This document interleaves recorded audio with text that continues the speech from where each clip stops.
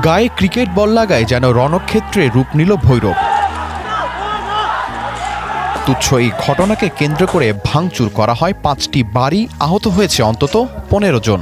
নিরুপায় আমার এই ভাঙচুর করছে, আমি মাটি কাজ করে কি করি, আমার জীবনে কাজ করে বাচ্চা। ছোট বাচ্চার গায়ে বল লাগছে।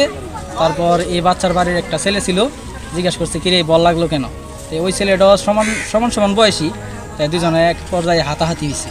হাতাহাতি হওয়ার পর মেয়ের একটা চাচা ছিল, এই মেয়ের চাচা আয়সা যে ছেলেটা ওনার বাড়ির মানে মেয়ের পক্ষের, এই ছেলেটার ২-৩টা থাপ্পড় দিয়ে বাড়িতে পৌঁছাই দিছে। কুখ্যাত আপনার ১৫-২০ জনে মিলে আপনার তারে সুইচ গিয়ার দিয়ে পাড়াইছে, সুইচ দিছে, আপনার মারতে অজ্ঞান করছে। তারপরে আপনার এই ঘটনাকে কেন্দ্র করে আজকে আপনার উভয় পক্ষ মারামারি হয়। দফায় দফায় সংঘর্ষে জড়িয়ে পড়ে এলাকার মিয়াবাড়ি ও চান মিয়াবাড়ির সদস্যরা।